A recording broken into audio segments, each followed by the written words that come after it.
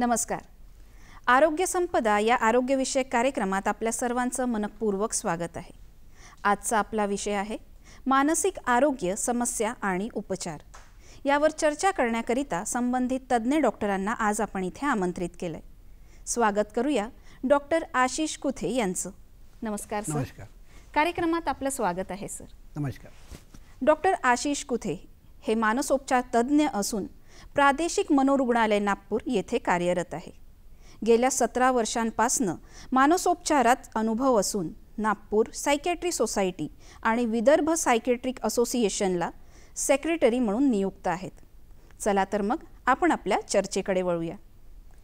Sir, आजचा आपला जो विषय आहे तो आपल्या मनाशी निगडीत आहे, संबंधित आहे. तर सगळ्यात आधी आम्हाला हेच जाणून घ्यायचं आहे की मन म्हणजे नेमकं काय? मन जर विचार केलं तर आपण म्हणतो की मन सैरावैरा फिरत असतं, मनामध्ये वेगवेगळे विचार येत असतात. मन कधी आनंदी असतं, मन कधी दुःखी असतं, पण हे मन कधी कधी आजारीसुद्धा असू शकतं.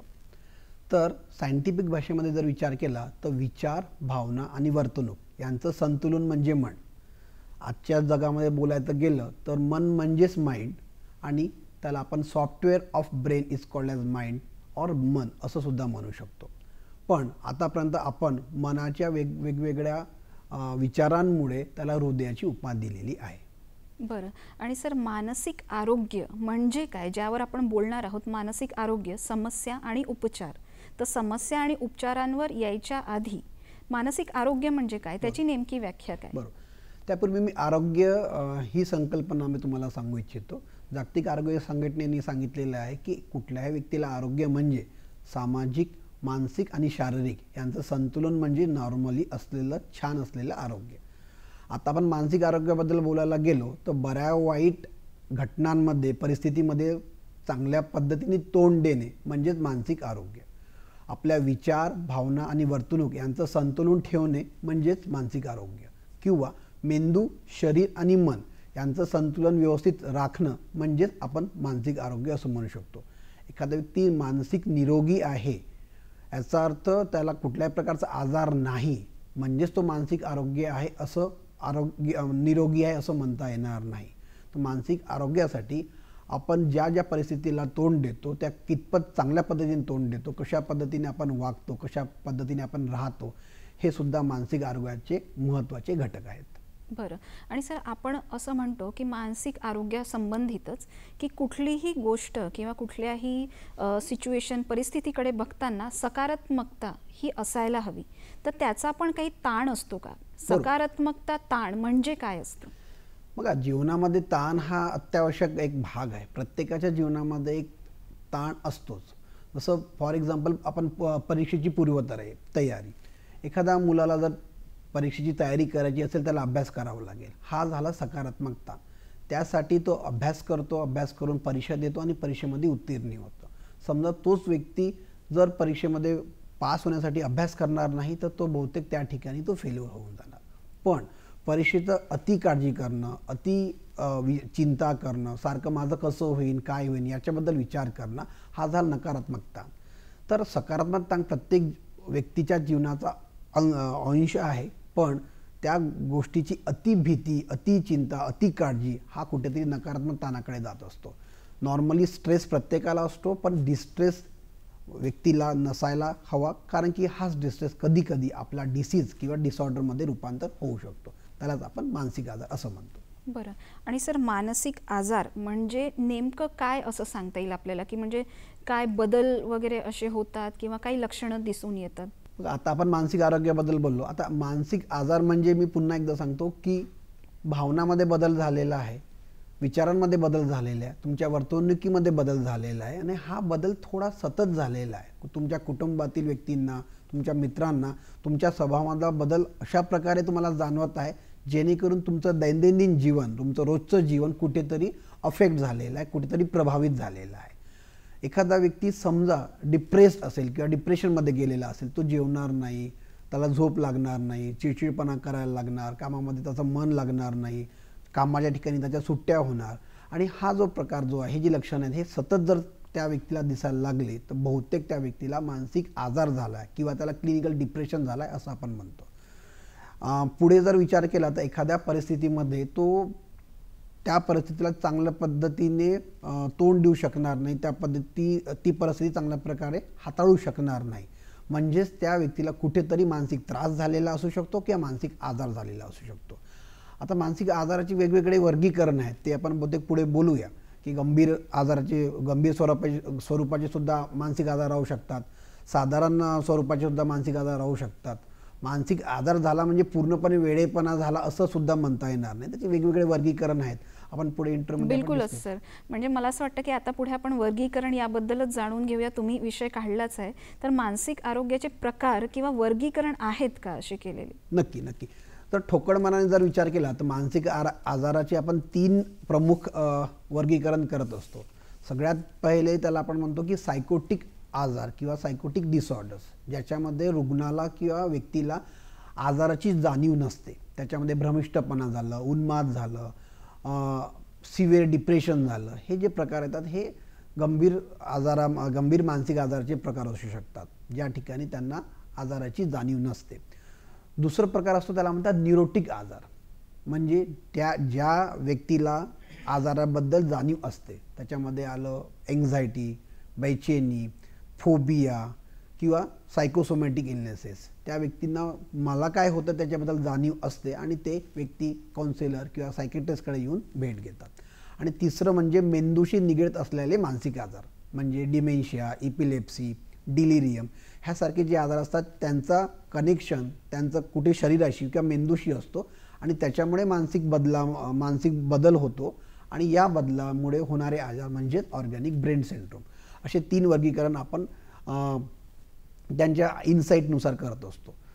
दुसरं ठोकळ मानाचं वर्गीकरण असं आहे की गंभीर स्वरूपाचे मानसिक आजार, जसं तुम्हाला सांगितलं की schizophrenia, mania, bipolar mood disorder हे गंभीर मानसिक आजार झाले, किंवा क्लिनिकल डिप्रेशन, एन्झायटी, फोबिया, सोमॅटायझेशन हे साधारण मानसिक आजार आहे.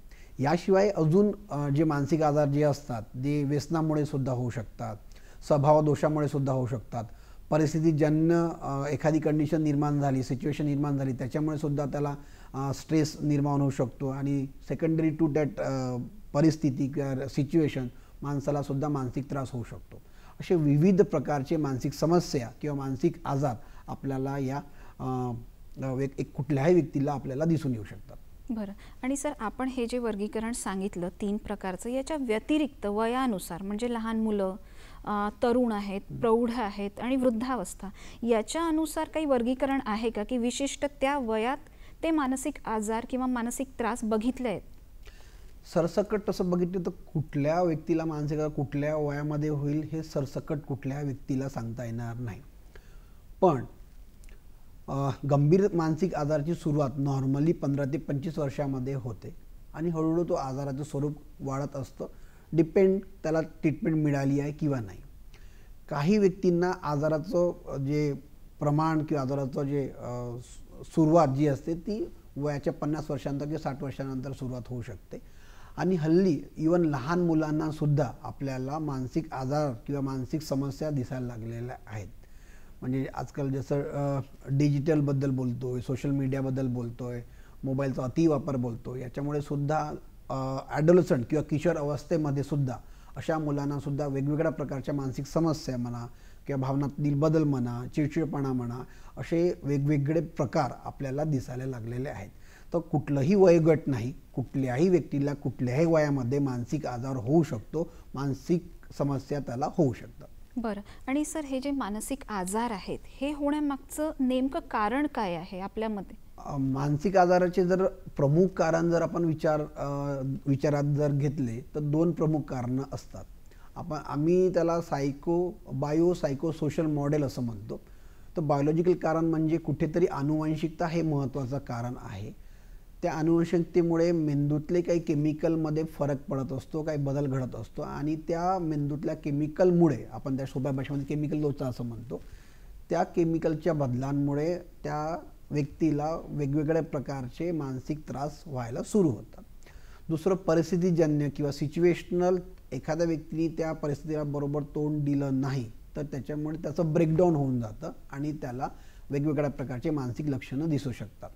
तिसरं म्हणजे एखादा व्यक्ती जर मादक द्रव्ये जर घेत असेल तर त्याच्यामुळे सुद्धा त्या व्यक्तीला मानसिक आजार होऊ शकतो.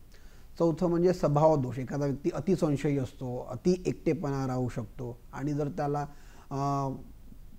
फॅमिली सपोर्ट नसेल, मित्रांचा सपोर्ट नसेल तर एखादा व्यक्ती सिच्युएशन वाईज त्या तोंड न देता त्या व्यक्तीला एखादा मानसिक आजार किंवा मानसिक डिस्ट्रेस होण्याचे चान्सेससुद्धा वाढून जातात. बरं सर, आपण उल्लेख केला की हे अनुवंशिकतेनुसार पण पुढे जाऊ शकतं. तर मानसिक जे त्रास आहेत यातले कुठले असे आजार आहेत की जे अनुवंशिक आहेत किंवा एका जनरेशनकडनं पुढच्या जनरेशनला जाऊ शकतात आणि आपण त्यांना टाळू शकतो का? गंभीर मानसिक आजार हे बहुतांश अनुवंशिकच आहेत. जसं सिझोफ्रेनिया झालं, बायपोलर मूड डिसऑर्डर झालं, हे जे दोन प्रमुख आजार आहेत हे बहुतांश अनुवंशिकच असतात. एखाद्या फॅमिलीमध्ये त्यांच्या आईवडिलांना, आजोबांना जर हा प्रकारचा मानसिक आजार असेल, ज्याचं आपण सिझोफ्रेनिया मी म्हटलं, तर त्या घराण्यामध्ये किंवा त्यांच्या मुलांमध्ये याचं येण्याचं प्रमाण नक्कीच कुठे ना कुठे 8 ते 10% असू शकतं. इवन दुसरं प्रकार जो मी बोललो की बायपोलर मूड डिसऑर्डर, हा सुद्धा एक अनुवंशिक मानसिक आजार आहे ज्याच्यामुळे त्यांच्या मुलांना किंवा पुढील पिढीला हा आजार आपल्याला दिसू शकतो. बरं. आणि सर, जसं जे काही मानसिक आजार आणि त्रास आपण आता सांगितलं, वर्गीकरण सांगितलं आणि लहान मुलांचं सांगितलं, अनुवंशिक आजार पण सांगितले, तर हे सगळे आजार बघता एक काय प्रमुख लक्षणे किंवा काय बदल असतात शारीरिक किंवा मानसिक सुद्धा की जे आपल्याला दर्शवतात की या व्यक्तीला मानसिक आजार किंवा त्रास असू शकतो? मी सुरुवातीला पुन्हा एकदा सांगतो की एखादा व्यक्तीचं दैनंदिन जीवन जर कुठेतरी कमी जास्त झालेलं असेल, कुठल्याही गोष्टीचा अतिरेक होत असेल, तर कुठेतरी मानसिक लक्षणाची सुरुवात झालेली आहे असं आपल्याला दिसून येतं. सगळ्यात प्रमुख म्हणजे झोप न लागणं, चिडचिडपणा करणं, अतिसंशयी होऊन जाणं, भ्रमिष्टपणा दाखवणं, वेगवेगळ्या प्रकारचे भास होणं, चिडचिडपणा करायला लागणं, कामामध्ये मन न लागणं, म्हणजे ज्या ठिकाणी त्याचं जे काही ऑक्युपेशन आहे, जे काही जॉब आहे त्या ठिकाणी न जाणं, असे प्राथमिक लक्षणं आपल्याला दिसायला लागतात. समजा आजाराचं स्वरूप जर गंभीर झालं असेल तर स्वतःकडे दुर्लक्ष करणं, घरातून बाहेर निघून जाणं, बळबळ करणं, न सांगता कोणालाही काहीतरी व्हायलन्सपणा दाखवणं, स्वतःला इजा करणं, दुसऱ्यांना इजा करणं, स्वतःची काळजी इथपर्यंत न घेणं जेणेकरून त्यांना कुठला तरी शारीरिक आजार होऊन जाईल आणि त्या आजारामुळे त्यांचा जीवसुद्धा जाऊ शकतो. अशा प्रकारचे गंभीर लक्षणेसुद्धा या मानसिक आजारामध्ये आपल्याला दिसू शकतात. सौम्य लक्षणापासून तर गंभीर लक्षणापर्यंत मानसिक आजाराचं स्वरूप किंवा लक्षणे कुठल्याही व्यक्तीला आपल्याला दिसू शकतात. खूपदा जसं शरीर दुखतं, जसं मनाला ताप येतो, तसं मनस्तापही होऊ शकतो. पण सहसा हे ती व्यक्ती आणि घरची व्यक्ती ओळखायला कधी कधी उशीर करतात आणि त्याच्यामुळे हे जे आजार आहेत हे कुठेतरी थोडेसे अजूनही ज्या प्रमाणामध्ये ओळखायला पाहिजे त्याप्रमाणे ओळखू शकलेले नसतात. त्यामुळे या व्यक्तींनी किंवा घरच्या व्यक्तींनी जर अशा प्रकारे कुठल्याही प्रकारे त्यांना लक्षणं दिसले तर नक्कीच सायकॅट्रिस्ट किंवा सायकोलॉजिस्टची भेट घेणं अत्यावश्यक आहे असं मला वाटतं. ही चर्चा आपण अशी सुरू ठेवूया, त्यापूर्वी घेऊया विश्रांती. दर्शक हो, कुठेही जाऊ नका, भेटूया विश्रांतीनंतर.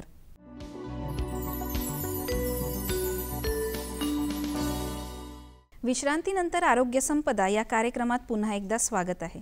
डॉक्टर आशिष कुथे आपल्या सोबत आहेत आणि आपण बोलत आहोत मानसिक आरोग्य, समस्या आणि उपचार या विषयावर. सर, आपण मानसिक त्रास काय असतो त्याचं वर्गीकरण याबद्दल जाणून घेतलं. तर मला आता हे जाणून घ्यायचं आहे की मानसिक आरोग्यावर परिणाम करणारे मुख्य घटक कुठले आहेत? मानसिक आरोग्यावर जर कुठले घटक जर परिणाम करत असतील त्याचे आपण एक वर्गीकरण करून मी तुम्हाला सांगतो. सगळ्यात पहिले बायोलॉजिकल कारण जे आपण बोलून गेलेलं की अनुवंशिकता.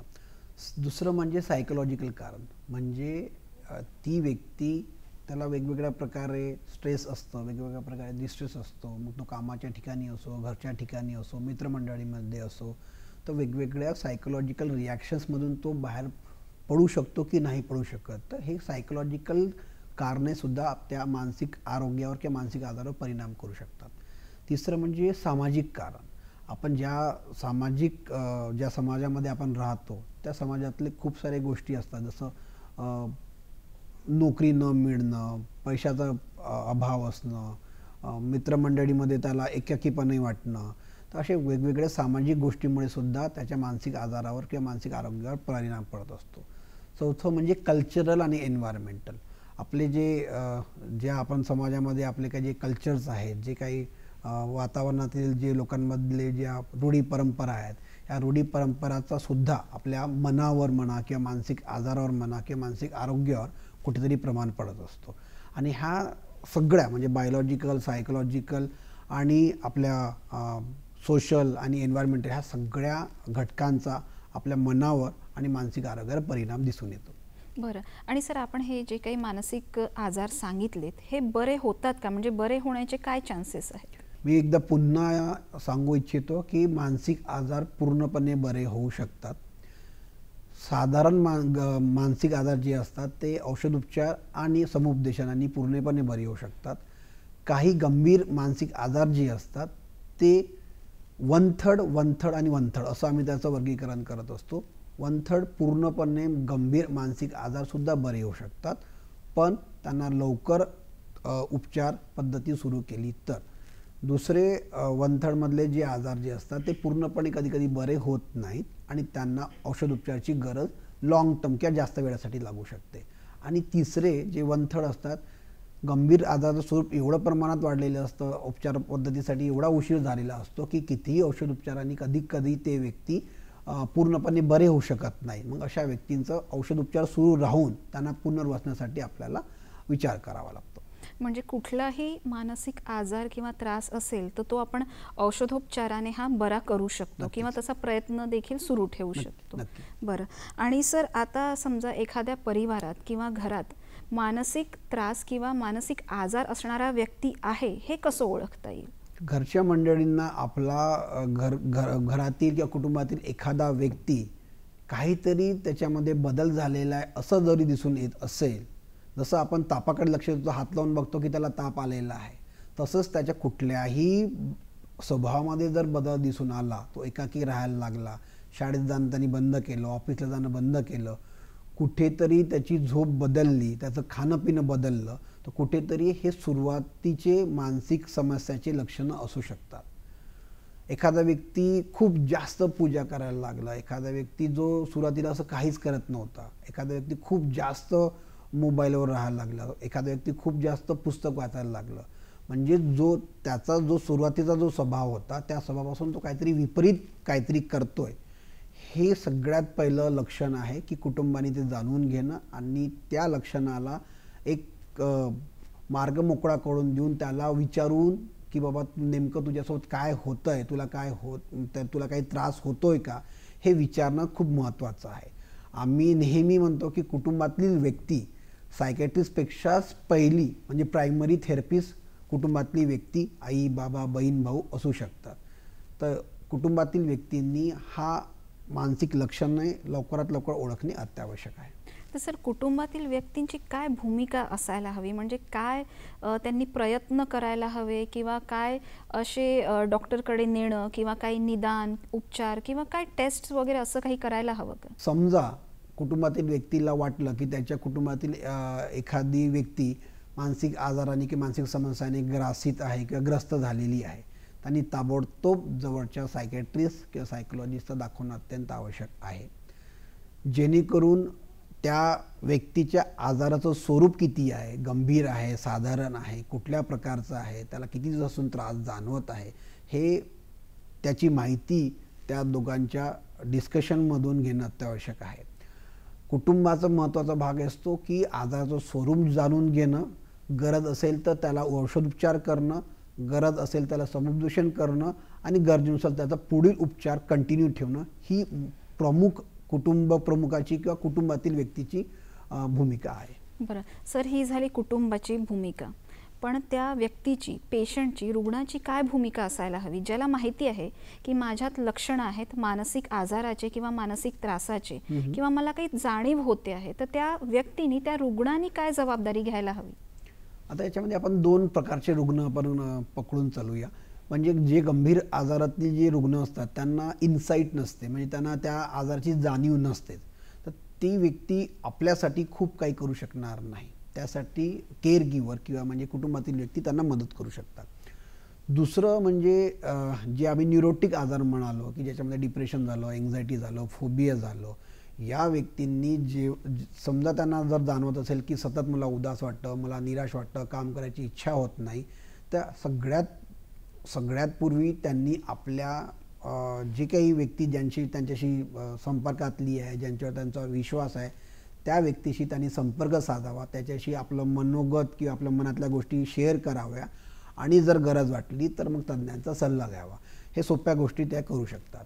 दुसरं, मग त्यांनी पुरेशी झोप त्यांची बरोबर आहे का, पुरेसं जेवण ते बरोबर घेत आहेत का, नियमित व्यायाम ते करत आहे का, कुठल्याही वेगळ्या पद्धतीने म्हणजे चुकीच्या सवयी त्यांना लागलेल्या आहेत का, जसं मद्यप्राशन करणं, मादक द्रव्य घेणं, तर हे न करणं, व्यायाम करणं, आहार घेणं, छान झोप घेणं, मादक द्रव्य न घेणं आणि मित्रांशी संवाद साधणं, हे कुठलीही रिकवर होणारी व्यक्ती किंवा त्रास असलेली साधारण मानसिक आजारी व्यक्ती हे नक्कीच करू शकते. बरं. आणि सर, मानसिक आजाराची नेमकी उपचार पद्धती काय आहे? उपचार पद्धती आपण त्याला सुद्धा मी काय क्लासिफिकेशन करू इच्छितो. सगळ्यात महत्त्वाचं म्हणजे औषधोपचार, दुसरं म्हणजे समुपदेशन आणि तिसरं म्हणजे जर आपल्याला त्याला पुनर्वसन करायचं असेल तर पुनर्वसन गरजेनुसार. सुरुवातीला औषधोपचार म्हणजे ज्या प्रकारचं आजाराचं स्वरूप आहे त्या प्रकारच्या आजाराच्या स्वरूपानुसार सायकॅट्रिस्ट म्हणजे जे डॉक्टर्स सायकॅट्रिस्ट असतात, ज्यांची डिग्री MD सायकॅट्री असते, ते लोक त्या रुग्णांना तपासून आजाराचा एक निदान करत असतात आणि निदान झाल्यानंतर त्या रुग्णाला किंवा त्या व्यक्तीला औषधोपचार सुरू केला जातो. औषधोपचार सुरू केल्यानंतर त्याला बदल होण्यासाठी काही 3 ते 4 आठवडे जातात. एकदा 4 आठवड्या किंवा 6 आठवड्याने तो रुग्ण जर बरा झाला, त्याच्यानंतर त्याचा एक मेंटेनन्स थेरपी 6 महिने किंवा वर्षभरासाठी त्याची सुरू असते. हा झाला औषधोपचाराचा प्रकार. दुसरं, सोबत जेव्हा औषधोपचार सुरू असतो त्यावेळेस त्या रुग्णाचं समुपदेशन की बाबा त्याला नेमकं काय झालेलं आहे, कशासाठी औषधोपचार सुरू आहे, त्यांनी औषधीचा चांगला प्रभाव पडासाठी त्यांनी काय करणं गरजेचं आहे. तिसरं म्हणजे सायकोएज्युकेशन ऑफ रिलेटिव्ह, म्हणजे नातेवाईकांना आजाराचं स्वरूप सांगणं, आजाराची मदत म्हणजे आजाराचं ट्रीटमेंटची गरज काय आहे ते पटवून देणं, हे सुद्धा महत्त्वाचं आहे.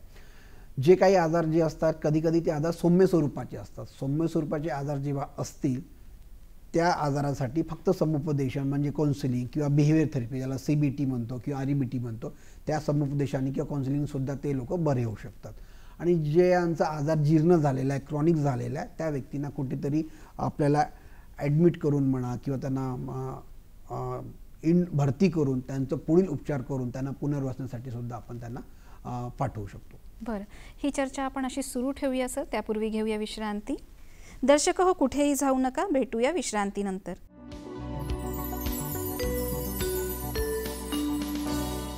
विश्रांतीनंतर आरोग्य संपदा या कार्यक्रमात पुन्हा एकदा स्वागत आहे. डॉक्टर आशिष कुथे आपल्या सोबत आहेत आणि आपण बोलत आहोत मानसिक आरोग्य, समस्या आणि उपचार या विषयावर. सर, आपण जेव्हा वयानुसार वर्गीकरण केलं होतं मानसिक आजारांचं, त्यावेळी तुम्ही एक उल्लेख केला होता डिजिटल व्यसन. तर डिजिटल व्यसन म्हणजे काय आहे? डिजिटल व्यसन म्हणजे एखाद्या डिजिटल गोष्टींचा, सोशल मीडियाचा, मोबाईलचा किंवा इतरही जे सामाजिक माध्यमांचा अतिवापर करणं म्हणजे डिजिटल व्यसन असं म्हणू शकतो. एखाद्या मुलगा, लहान मुलगा किंवा किशोरवयीन मुलगा, तो मोबाईल म्हणा किंवा तो डिजिटल ॲपरेटस म्हणा, तो किती वेळ वापरतो आणि वापरण्याचं कारण काय आहे, हे 2 गोष्टी जाणून घेणं अत्यावश्यक आहे. अति प्रमाणामध्ये मोबाईल वापरणं किंवा डिजिटलमध्ये गुंगून राहणं, विदाऊट कारण राहणं, कारण नसताना त्याचा वापर अतिशय करणं आणि त्या कारणांमुळे, त्या गोष्टीमुळे रिअल जीवनामध्ये सोडून आभासी जीवनामध्ये त्याला अतिशय जास्त प्रमाणे गुंग राहणं किंवा गुंतून जाणं म्हणजे आपण म्हणू शकतो हा त्या व्यक्तीला डिजिटल व्यसन झालं आहे.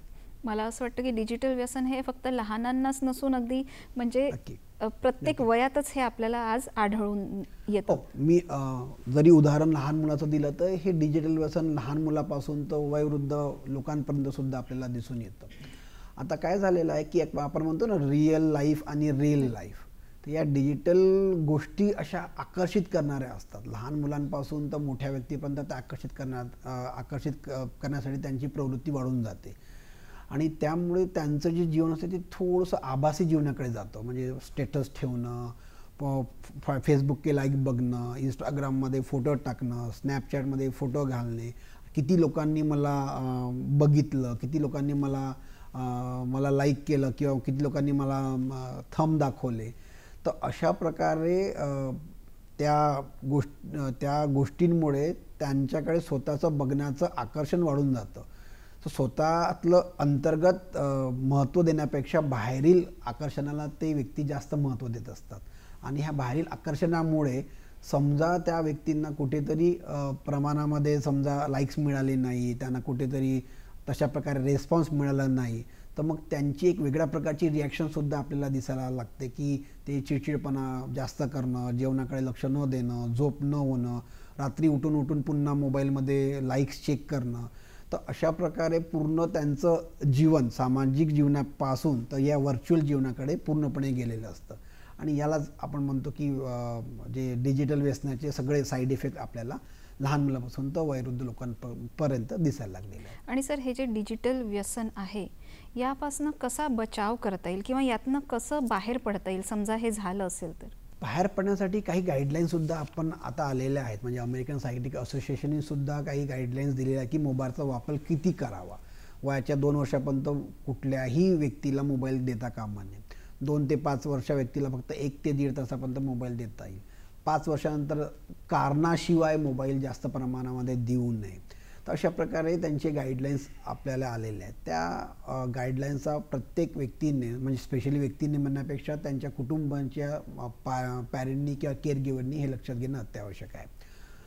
मुलांपुढे पालक अतिप्रमाणामध्ये मोबाईल वापर करत असतील तर साहजिकच आहे मुलंसुद्धा त्या मोबाईलचा अतिवापर करणं सुरू करतील. तर इथे मोबाईलचा जर टाळायचा असेल तर पॅरेंटल ट्रेनिंग खूप महत्त्वाची आहे. पॅरेंटनी आपल्या मुलांना तशा प्रकारची समजूत घालून की बाबा रे याचा वापर किती करावा, कुठे करावा, किती प्रमाणात करावा, कारणाशिवाय करू नये, ह्या ज्या गोष्टीची जर ट्रेनिंग जर पालकांनी जर मुलांना दिले तर नक्कीच हा डिजिटल व्यसन आपल्याला नक्की टाळता येऊ शकतो. बरं सर, गेल्या 17 वर्षांपासून आपण मानसोपचार तज्ज्ञ म्हणून काम बघत आहात समाजामध्ये. तर आपल्याला काय वाटतं, आपल्या मते समाजामध्ये काय समज किंवा काय समजुती आहेत मानसिक आजाराबद्दल?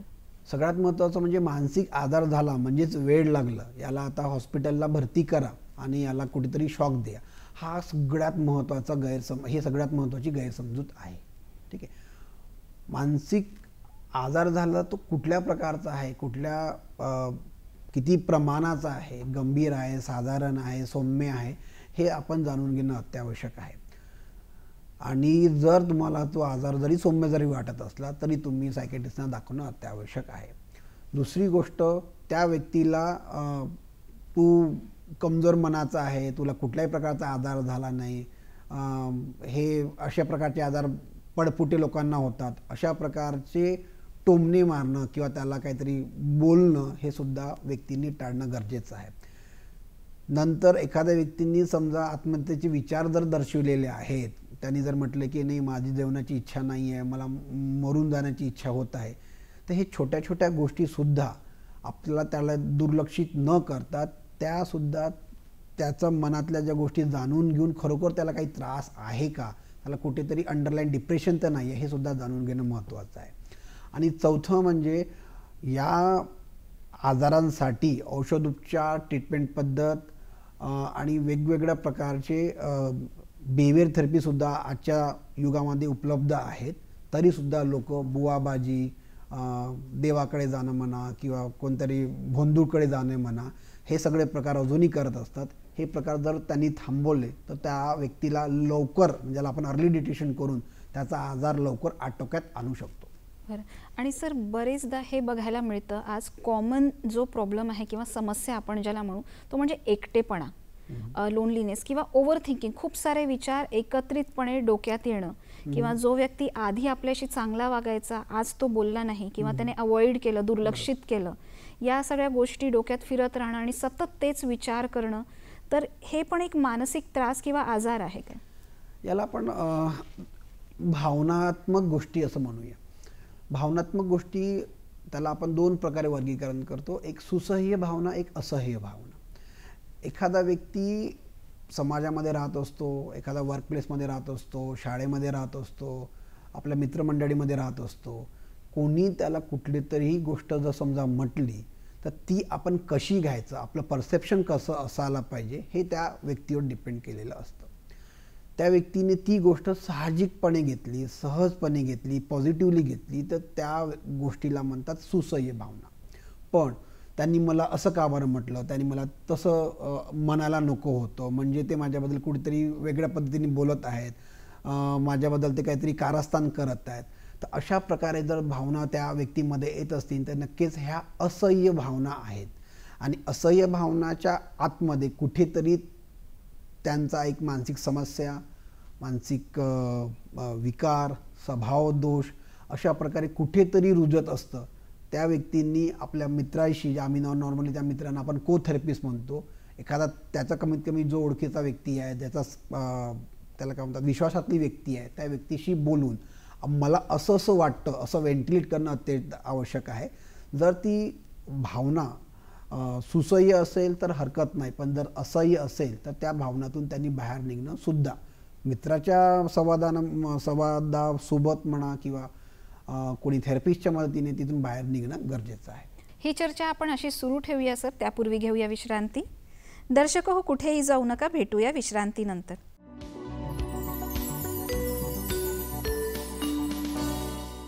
विश्रांतीनंतर आरोग्य संपदा या कार्यक्रमात पुन्हा एकदा स्वागत आहे. डॉक्टर आशिष कुथे आपल्यासोबत आहेत आणि आपण बोलत आहोत मानसिक आरोग्य, समस्या आणि उपचार या विषयावर. सर, आपण मानसिक आरोग्य, उपचार याबद्दल बोलत होतो आणि मला हे जाणून घ्यायचं आहे की एखादी व्यक्ती अशी असते की ज्याच्या मनात डाऊट असतो, स्वतःला घेऊन शंका असते की दोन व्यक्ती बोलत आहेत तर ते माझ्याबद्दलच बोलत असणार, किंवा खूप वर्षांआधी मला या व्यक्तीने असं बोलला होता तर का बरं, किंवा ते वर्षानुवर्ष त्याच्या मनात सुरू असतं.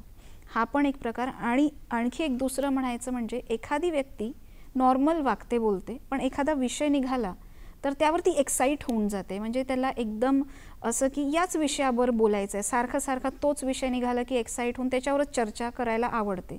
तर हे पण एक मानसिक त्रास किंवा आजार आहे का? मन हे आहे ना, हे खूप कॉम्प्लेक्स असतं. कोणीतरी म्हटलं आहे की मना तुझं मनोगत तू सांग.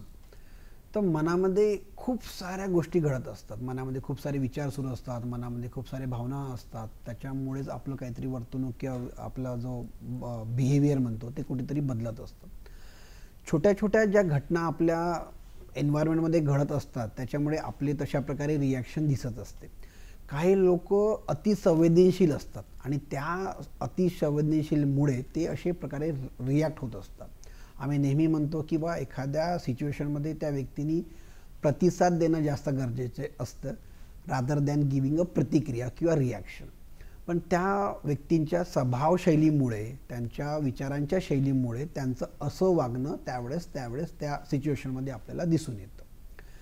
तर अशा व्यक्तींनी आपली स्वभावशैली कशी आहे, आपलं विचारशैली कशी आहे हे जाणून घेणं गरजेचं आहे. खरोखर त्या सिच्युएशनमध्ये मी असं रिॲक्ट व्हायला हवं की नको हे सुद्धा जाणून घेणं गरजेचं आहे.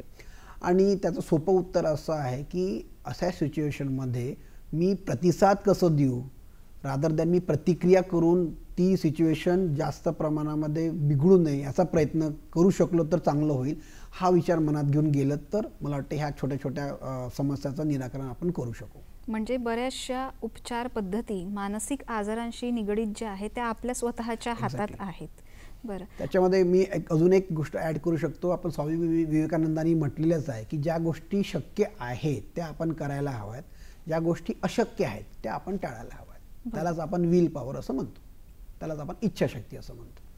आणि सर, समाजामध्ये अँक्झायटी किंवा डिप्रेशन याचे सगळ्यात जास्त रुग्ण आज आपण बघतो, म्हणजे डायग्नोज होतं ते लिटरली, ते सायकॅट्रिस्टकडे जातात आणि त्यांना अँक्झायटी आणि डिप्रेशन हे त्यांच्या केसवर लिहून दिलेलं असतं. तर याचं नेमकं कारण काय आणि काय उपाय करायला हवे यावर? अँक्झायटी, डिप्रेशन जरी हे साधारण मानसिक आजार जरी असले तर याचं साधारणतः प्रमाण 100पैकी 25 ते 30% आहे. आपलं जीवनशैली जशी सुरू आहे, आपलं जसं नवीन युग सुरू आहे, आपली आता कुटुंब पद्धती आता विभक्त कुटुंब पद्धती राहिलेली आहे. आपण खूप जास्त नवीन पद्धतीकडे आकर्षित झालेले आहो. आपल्या जीवनाचं राहण्याचा सुद्धा आपल्या पद्धतीमुळे आपण स्वतःहून स्ट्रेस घ्यायला लागलेले आहोत. तर ह्या सगळ्या गोष्टींचा असर आपल्या मनावर कुठेतरी पडत असतो आणि या गोष्टींमुळे कुठेतरी जेव्हा आपलं जे मन असतं त्याला जर हाताळू शकलं नाही, त्याला बॅलन्स करू शकलं नाही, तर मग हे एन्झायटी, डिप्रेशन, फोबिया, सोमॅटायझेशन अशा प्रकारचे मानसिक समस्या उद्भवतात. आणि जरी हे समस्या जरी असतील तर ह्या समस्या आपण निश्चितच पूर्ण सॉल्व करू शकतो, बरे करू शकतो. पण नक्कीच आपल्याला जर त्या समस्या जाणवत असतील तर सायकॅट्रिस्टची मदत घेणं अत्यावश्यक आहे. दोघांशी डिस्कस करून whether we required behaviour therapy म्हणा किंवा आपल्याला औषधाची गरज आहे का, हे संगत मत करून या संतुलित एक प्रकारचं डिस्कशन करून त्याचं निराकरण आपण नक्कीच करू शकतो. आणि सर, आजच्या काळात असं सुद्धा बघायला मिळतं की लहान मुलं जे आहेत त्यांच्यामध्ये पण बरेचसे असे मानसिक त्रास, आजार नाही म्हणता येणार पण त्रास असतात की म्हणजे लवकर चिडणं किंवा तुम्ही डिजिटल व्यसन याचा पण उल्लेख केला. आणि असे वेगवेगळे की लवकर चिडत आहेत किंवा ऐकत नाही, जिद्दीपणा वाढलेला आहे. तर असे कुठलेही मानसिक त्रास समजा दिसले लहान मुलांमध्ये तर आईवडिलांनी काय करायला हवं? एकदम छान प्रश्न विचारला. लहान मुलांमध्ये आता ज्या प्रकारे आपण म्हणतो की आता झेनझी युग आलेलं आहे, आपण मिलेनियल्स होतो, तर लहानपणापासून त्यांना खूप साऱ्या आकर्षित गोष्टी लवकर आकर्षित करून घेत असतात. मी पुन्हा म्हटलं की सामाजिक जीवनामध्ये जाण्यापेक्षा आभासी जीवन, व्हर्च्युअल जीवनाकडे त्यांचं जास्त आकर्षण झालेलं आहे. एखादा व्यक्ती जसे शाळेमध्ये जायला लागतो मुलगा, त्याचं 6 ते 8 तास त्याच्या शाळेमध्ये जात असतात. त्याच्यानंतर त्याचे कुठेतरी क्लासेस असतात, तर जेणेकरून त्याचं घरी बोलणं अत्यंत कमी झालेलं आहे. आणि जेव्हा घरी येतो तो आईबाबा टी व्ही बघताना दिसतात, आजी आजोबा टी व्ही बघताना दिसतात, मग तो काय करतो की आईबाबांचा मोबाईल घेतो आणि त्याचा वापर करणं सुरू करतो. तो जे घरचं संभाषण आहे ते कुठेतरी कमी झालेलं असल्यामुळे लहान मुलांच्या समस्यासुद्धा आजकाल वाढायला लागलेल्या आहेत. समस्या याच्यासाठी मी शब्द वापरतो की त्यांचा चिडचिडपणा वाढलेला आहे, त्यांच्या स्वभावामध्ये बदल झालेला आहे. आणि सगळ्यात महत्त्वाचं म्हणजे एखादा लहान मुलगा जर जास्त प्रमाणामध्ये चिडचिड करत असेल तर तो आतमधल्या असलेल्या क्लिनिकल डिप्रेशनचं लक्षणं असू शकतो. मोठ्या व्यक्तींमध्ये आपण विचारतो की मूड कसा आहे, तर तो म्हणतो उदास आहे. पण लहान मुलं आपल्या मनातल्या गोष्टी सांगू शकत नाही. पण त्याचा इरिटेबल जर मूड दिसत असेल तर कुठेतरी त्याला मानसिक समस्यासुद्धा झाली असू शकते. हे आपण ओळखता आलं पाहिजे. या ठिकाणी सगळ्यात महत्त्वाचा जो रोल किंवा प्रमुख जो भाग आहे तो केअरगिव्हर किंवा पालकांचा आहे. पालकांनी आपल्या मुलांशी किंवा आपल्या पाल्यांशी जास्तीत जास्त प्रमाणामध्ये संवाद साधला पाहिजे. त्यांना काय होतं, काय होत नाही, त्यांना वेळ द्यायला हवा. त्यांना मैदानी खेळामध्ये घालणं सुरू करायला हवं. त्यांना बाहेरच्या जगा दाखवणं सुरू करायला हवं. आजकाल काय समुद्रामध्ये फिरायला जातात, पण त्या समुद्रामध्ये फिरत ते समुद्र किती छान आहे ते बघण्यापेक्षा तिथे जाऊन सेल्फी काढणं, मोबाईलमध्ये फोटो काढणं याच्यामध्ये बहुतांश वेळ जातो. तो पालकांनी सुद्धा नैसर्गिक जीवनामध्ये जेव्हा घेऊन जाताना त्यांच्यासोबत वेळ घालवण्याचा जो प्रकार आहे हा प्रमाण जर वाढवला, संवाद जर वाढवला तर निश्चितपणे ह्या लहान मुलांची जी समस्या आहे ते कुठेतरी आपण त्याला टाळू शकू किंवा कमी करू शकू. आणि सर, लहान मुलांमध्ये जसं चिडचिड होते की ते म्हणतात की मला चिडचिड होते, की मला कळत नाही आहे किंवा मला काय होतं पण मला अनइझी वाटतं किंवा नाही करमत आहे असं काहीतरी बोलतात. तर आहाराने पण याच्यावर आपण काही कंट्रोल करू शकतो का? म्हणजे काही विशिष्ट आहार किंवा सप्लिमेंट्स आईवडिलांनी मुलांना द्यायला हवे का? बघा, आहारमध्ये योग्य आहार, पुरेसा आहार आणि वेळेवर घेतला असलेला आहार, ह्या 3 गोष्टी महत्त्वाच्या आहेत. पण ह्या 3 गोष्टी सहसा आजकाल आपल्याला दिसून येत नाही.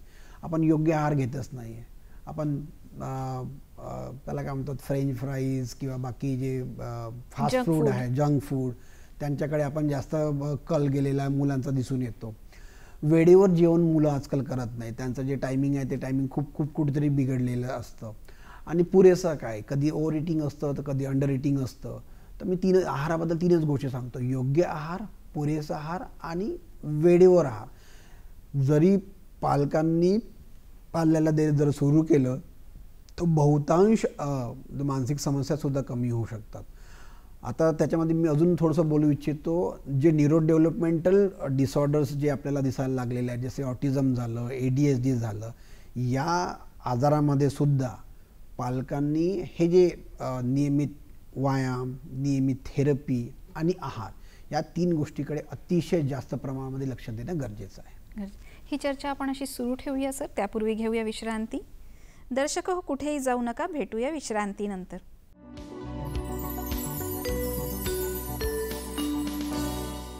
विश्रांतीनंतर आरोग्य संपदा या कार्यक्रमात पुन्हा एकदा स्वागत आहे. डॉक्टर आशिष कुथे आपल्या सोबत आहेत आणि आपण बोलत आहोत मानसिक आरोग्य, समस्या आणि उपचार या विषयावर. सर, डिमेन्शिया आणि OCD हे 2 आजार असे आहेत की ज्याची चर्चा फार आपल्याला आढळून येते, तर याबद्दल काय सांगता येणार? डिमेन्शिया हा एक न्यूरोसायकॅट्रिक डिसऑर्डर आहे. म्हणजे वय 60 किंवा 65 झाल्यानंतर मेंदूतल्या काही पेशींची झीज व्हायला लागते आणि त्या मेंदूतल्या पेशी जेव्हा कमी व्हायला लागतात त्या त्रासामुळे किंवा त्या प्रभावामुळे त्यांच्या मनावर आणि मेंदूवर या दोन्ही गोष्टीवर असर पडायला आपल्याला दिसून येतं. त्याच्यामुळे त्यांना लक्षात न राहणं, घरातून कुठेतरी बाहेर निघून जाणं, जुन्या गोष्टी आठवणं, नवीन गोष्टी लक्षात न राहणं, एखादी गोष्ट पुन्हा पुन्हा करणं, अशा प्रकारचे वेगवेगळे त्रास याला आपण डिमेन्शिया सिंड्रोम असं म्हणतो. आणि त्याच्यामुळे त्यांचं निर्णय क्षमता, त्यांची पर्सनॅलिटी पूर्णपणे चेंज होऊन जातो. डिमेन्शिया हा एक प्रमुख ऑर्गॅनिक ब्रेन डिसऑर्डर आहे. त्याच्यामध्ये बहुतांश बिहेवियरल आणि न्यूरोलॉजिकल असे दोन्ही प्रकारचे त्रास आपल्याला दिसून येऊ शकतात. जरी हा त्रास पूर्णपणे बरा होऊ शकत नसला, कारण की हा प्रोग्रेसिव्ह डिजनरेटिव्ह आजार आहे, तरी पण हा औषधोपचारांनी त्याला कुठेतरी आपण नियंत्रित करू शकतो. आणि ज्या व्यक्तींना डिमेन्शिया झालेला असेल त्या कुटुंबातील व्यक्तींनी त्यांच्याकडे किंवा एक केअरगिव्हर म्हणून बघणं अत्यंत आवश्यक असतं. दुसरा आजार तुम्ही बोलले की OCD म्हणजे ऑब्सेसिव्ह कंपल्सिव्ह डिसऑर्डर. हा आजार एक चा आजार आहे. म्हणजे साधं उदाहरण जर आपण घेतलं की एखाद्या व्यक्तीला एवढं ऑब्सेशन्स असतं की त्याला वाटतं की सगळं पुन्हा पुन्हा माझे हात खराब होतील आणि त्या माझे हात घाण झाले या सतत विचारामुळे तो पुन्हा पुन्हा हात धुण्याकडे त्याचा कल दिसून येतो. आणि समजा त्यांनी तसं केलं नाही तर त्याला बेचैनी होते, त्याला एन्झायटी होते आणि त्याशिवाय तो राहू शकत नाही. जरी त्याचं रोजचं जे जीवन आहे, म्हणजे एखादी गृहिणी असेल त्याचा घरचा डबा बनत नाही, नवऱ्याचा डबा बनवू शकत नाही, मुलांचा डबा बनवू शकत नाही, कारण की या OCDच्या आजारामुळे ग्रास असल्यामुळे तिचा सारखा जो वेळ आहे अतिशय याच्यामुळे ती सारखं हात धुण्याकडे लक्ष देणं, त्या विचारामध्ये गुंतून जाणं, त्याच्यामुळे या एन्झायटीमुळे ती कुठेतरी रुटीन डॅमेज करून बसते आणि पूर्णपणे ती त्या आजाराने ग्रासली गेलेली असते. पण हा OCD सुद्धा आजार जो आहे हा मेंदूतल्या केमिकलच्या बदलामुळे होऊ शकतो आणि याचं सुद्धा CBT म्हणजे कॉग्निटिव्ह बिहेवियर थेरपी आणि औषधोपचाराने हा सुद्धा आजार बरा होऊ शकतो. आणि सर, जे मानसिक रुग्ण आहेत, मानसिक आजार किंवा त्रास आहेत, त्या रुग्णांनी औषधोपचारासोबत काय दिनचर्या पाळायला हवी किंवा आहाराकडे काय लक्ष द्यायला हवं? जसं आपण शारीरिक आजारामध्ये म्हणतो किंवा त्या व्यक्तींनी लाईफस्टाईल चेंजेस करायला हवेत. जसं शुगरवाल्यांनी शुगर कमी खायला हवी, ब्लड प्रेशरवाल्यांनी मीठ कमी खायला हवं, तसंच मानसिक आजारी व्यक्तींनी सुद्धा एक रोजची दिनचर्या तयार करायला हवी. डॉक्टरांनी दिलेल्या मेडिसिन्स किंवा औषधे नेहमी वेळेवर घेणं अत्यावश्यक आहे. सकाळी उठण्याची वेळ, रात्री झोपण्याची वेळ फिक्स करायला हवी. जो आहाराचा जो टायमिंग आहे, जेवणाचा जो टायमिंग आहे तो सुद्धा फिक्स करायला हवा. मधात आपल्या मित्रांशी, आपल्या घरच्यांशी संवाद साधायला हवा. खूप जास्त आभासी किंवा व्हर्च्युअल लाईफमध्ये न राखता आपलं मनातल्या ज्या काही गोष्टी आहेत त्या कुठेतरी शेअर करायला हव्यात. आणि जर जमत असेल तर अर्ली मॉर्निंग वॉक किंवा नियमित व्यायामसुद्धा जर त्यांनी त्याच्यामध्ये ॲड केलं तर त्या व्यक्ती या आजारापासून लवकर पूर्णपणे बरे होऊ शकतात किंवा त्यांचा आजार लवकर नियंत्रित येऊ शकतो. बरं. आणि सर, मानसिक आरोग्य चांगलं राहण्यासाठी काय सल्ला तुम्ही दर्शकांना देणार आज?